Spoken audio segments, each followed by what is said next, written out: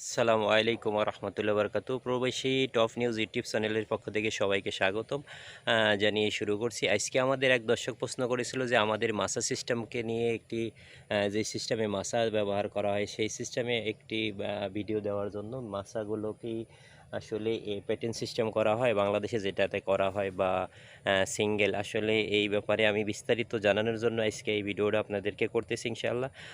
তো পাইপলাইন পদ্ধতিতে করলে আপনি কিভাবে দিবেন আর মাসাটা কিভাবে হবে এটা শুরু থেকে শেষ পর্যন্ত ভিডিওটা দেখবেন ইনশাআল্লাহ। অবশ্যই আজকে মাসাটা নিয়ে একটা প্রতিবেদন দেবো আপনাদেরকে। আর যারা আমার চ্যানেলটা নতুন দেখবেন সাবস্ক্রাইব করে রাখবেন, যাতে পরবর্তী ভিডিও আধুনিক বৈজ্ঞানিক চাষাবাদের দেশের বাইরের চাষাবাদগুলো আমরা দেখে যেন নিজেদের দেশে যাতে এই চাষাবাদ এই পদ্ধতিতে শুরু করতে পারি, সেই সুবাদেই আমি শুরু করতেছি ইনশাআল্লাহ। তো অবশ্যই ভিডিওটা শুরু থেকে শেষ পর্যন্ত দেখার অনুরোধ রইল। দর্শকবৃন্দ, এই হচ্ছে আমাদের মাছা সিস্টেমগুলো। আমি আপনাদের যদি মাছার মুখগুলো আগে দেখাই, আর দুই সাইডে দেখতে পাচ্ছেন আপনার মালচিং দিয়ে পাইপলাইন পানির ব্যবস্থা এবং মালচিং পেপারে করা হয়েছে। এখানে প্রত্যেকটা লাইন, আমাদের দেশে এতগুলো গাছ আমরা ব্যবহার করি না, আর এখানে আমাদের দেশে দেখা যায় কি শুধুমাত্র উপরেই একটা মাছা হয়, সাইডে কোনো মাছা হয় না। এখানে আপনাদেরকে আমি প্রত্যেকটা গাছের মাছার মুখগুলো আগে দেখাই, তারপরে ভিতরে দেখাবো, আর সাইডে কিভাবে শসা ধরছে করলাগুলো সাইডে কিভাবে ধরে আছে এগুলো আপনাদেরকে দেখাবো অবশ্যই। শুরু থেকে এই ভিডিওটা শেষ পর্যন্ত দেখবেন। তো অনেকে আছে ভিডিও শুরু থেকে আসলে শেষ পর্যন্ত দেখে না, দেখে উল্টাপাল্টা কমেন্ট করে। অনেক কষ্ট করে ভিডিওটা করি আপনাদেরকে দেখে যদি একটু উপকার হয়ে যায় জন্য, উল্টাপাল্টা কমেন্ট করলে আসলেই মনটা খারাপ লাগে। তো দর্শকবৃন্দ, এই যে আপনারা দেখতে পাচ্ছেন একটা লাইন, আর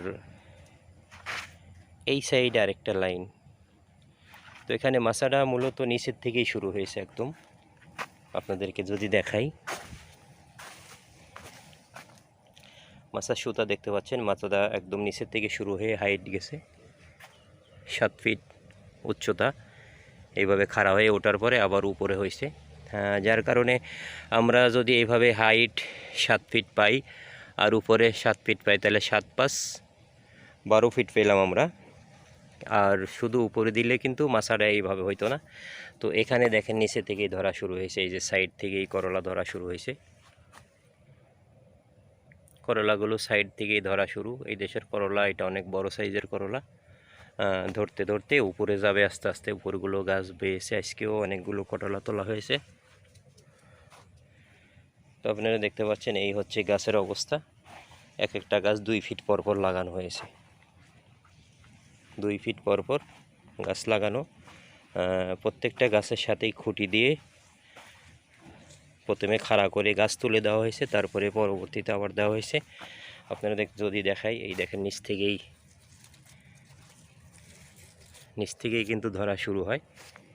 নিচ থেকে ধরতে ধরতে উপরে যাবে, উপরে গিয়ে ধরা সমাপ্তি।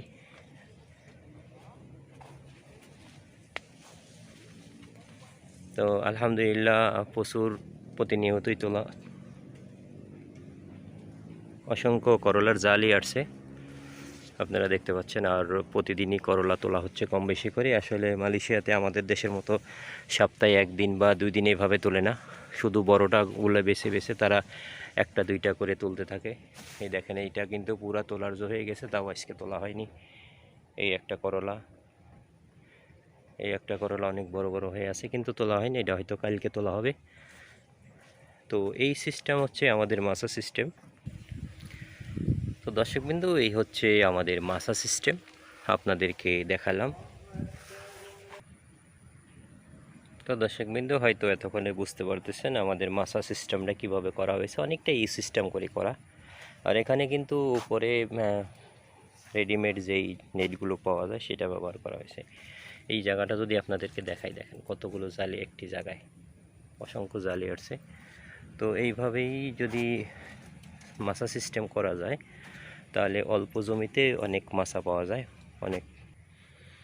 এই পদ্ধতিতে যদি আপনি চাষাবাদ করেন তাহলে আপনার জমিতে গাছের সংখ্যাটা বেশি হবে মাছা পদ্ধতিটা ব্যবহার করলে। যদি গাছ বেশি হয় তাহলে কিন্তু আপনি ফলন অবশ্যই বেশি পাবেন, এটার বলার বাহুল্য।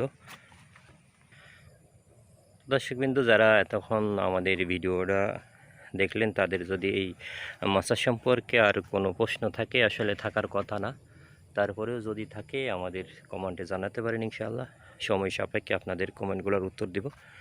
আর পরবর্তী ভিডিও দেখার আমন্ত্রণ রইল। এই বলে সবার থেকে আজকের মতো এখানে বিদায় নিচ্ছি। ভালো থাকবেন। আল্লাহ হাফেজ।